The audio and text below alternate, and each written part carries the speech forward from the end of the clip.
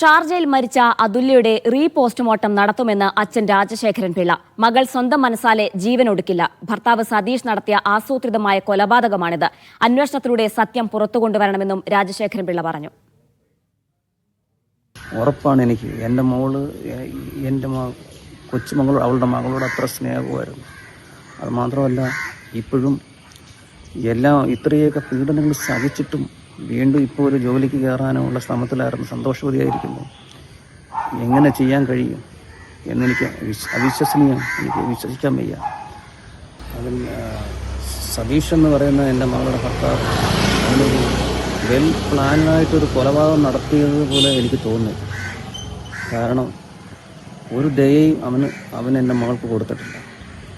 അവൻ തുടർന്ന് വർഷങ്ങളായിട്ടിങ്ങനെ ഉപദ്രവിക്കുന്നതിന് മർദ്ദനത്തിൻ്റെയൊക്കെ ഞാനൊന്ന് അതിൻ്റെ ഒരു നേർചിത്രം ഇങ്ങനെ മനസ്സിലിങ്ങനെ ചിന്തിച്ചു വരുമ്പോൾ അവനൊരു കൊലയാളി തന്നെയാണ്.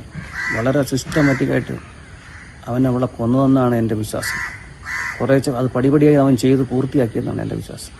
അല്ലാതെ ഒരിക്കലും എൻ്റെ മോൾ ജീവിതത്തിൽ അങ്ങനെ ചെയ്യാൻ സാധ്യതയില്ല. അവളങ്ങനെ ചെയ്തിട്ടുണ്ടെങ്കിലും അതിൻ്റെ പരിപൂർണ്ണ ഉത്തരവാദി അവൻ തന്നെയാണ്.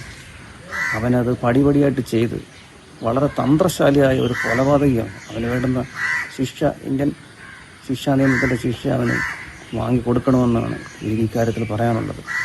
ഇതിനെപ്പോലുള്ള ഒരു ക്രിമിനൽ ഇനി ഒരു പെണ്ണിനെയും ഇങ്ങനെ വകവരുത്താനുള്ള ഇട ഉണ്ടാവാത്ത രീതിയിൽ അവന് അർഹമായ ശിക്ഷ കൊടുക്കണമെന്നാണ് ഇക്കാര്യത്തിൽ എനിക്ക് പറയാനുള്ളത്. ലിജോ റോളൻസ് ചേരുന്നുണ്ട് വിശദാംശങ്ങൾ നൽകാനായി. ലിജോ, അതുല്യ ആത്മഹത്യ ചെയ്യില്ല, ഭർത്താവ് കൊലപ്പെടുത്തിയതാണ് എന്ന ആരോപണത്തിൽ ഉറച്ചു നിൽക്കുകയാണ് കുടുംബം. ഒപ്പം തന്നെ പോസ്റ്റ്മോർട്ടം നടത്തണമെന്നുള്ള ആവശ്യത്തിലും ഉറച്ചു നിൽക്കുന്നു. ഇവരുടെ നീക്കം എന്താണ്? അടുത്ത നടപടിയിലേക്ക് എങ്ങനെയാണ് കടക്കുന്നത്?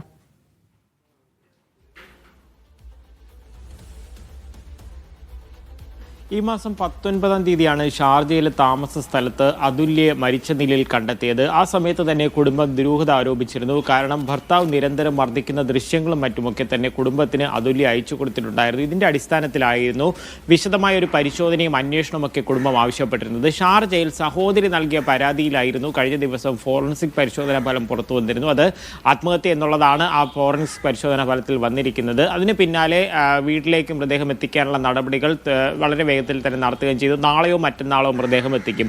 കുടുംബം ഇപ്പോൾ പറയുന്ന ഒരു കാര്യം, ഈ മകൾ സ്വന്തം ഇഷ്ടപ്രകാരം ഇത്തരത്തിലൊരു കാര്യത്തിലേക്ക് കടക്കില്ല. ഇത്തരത്തിൽ മരണത്തിലേക്ക് തള്ളിവിട്ടുവെങ്കിൽ അതിൻ്റെ പ്രധാന സൂത്രധാരൻ എന്ന് പറയുന്നത് മരുമകനായിട്ടുള്ള, അതായത് ഈ മകളുടെ ഭർത്താവായിട്ടുള്ള സതീഷ് തന്നെയാണ്.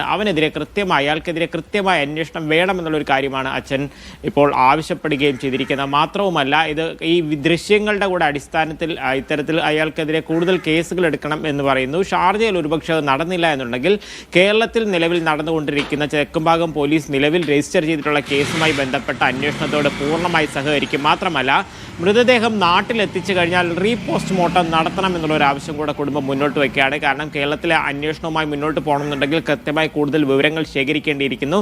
അതുകൊണ്ട് തന്നെ അത്തരത്തിൽ ഒരു പോസ്റ്റ്മോർട്ടം നടത്തി അന്വേഷണവുമായി മുന്നോട്ട് കൊണ്ടുപോകണം. ഈ മകളെ ഭയങ്കരമായി സ്നേഹിച്ചിരുന്ന ഒരു വ്യക്തിയായിരുന്നു അതുല്യ. അതുകൊണ്ട് തന്നെ സ്വന്തം ഇഷ്ടപ്രകാരം ഇത്തരത്തിൽ ആത്മഹത്യ ചെയ്യില്ല എന്ന് പറയുന്നുണ്ട്. കൃത്യമായ ഒരു പ്ലാൻ ചെയ്തുകൊണ്ടുള്ള ഒരു കൊലപാതകം തന്നെയാണ് സതീഷ് നടത്തിയെന്നുള്ള ഒരു ആരോപണമാണ് ഇപ്പോഴും കുടുംബം അന്വേഷിക്കുന്നത്. എന്തായാലും അടുത്ത ദിവസങ്ങളിൽ തന്നെ മൃതദേഹം നാട്ടിലെത്തിച്ചു കഴിഞ്ഞാൽ ഇവിടെ വിശദമായി പോസ്റ്റ്മോർട്ടം ഇൻക്വസ്റ്റും ഉൾപ്പെടെ നടത്തുകയും ചെയ്യും. അതിനുശേഷമായിരിക്കും സംസ്കാര ചടങ്ങുകൾ. പിന്നാലെ തെക്കുഭാഗം പോലീസ് ഇയാളെ സതീഷിനെ നാട്ടിലെത്തിക്കാനുള്ള നടപടികളിലേക്കും കടക്കുമെന്നുള്ള കാര്യമാണ് പോലീസിൽ നിന്നും മനസ്സിലാക്കാൻ കഴിയുന്നത്.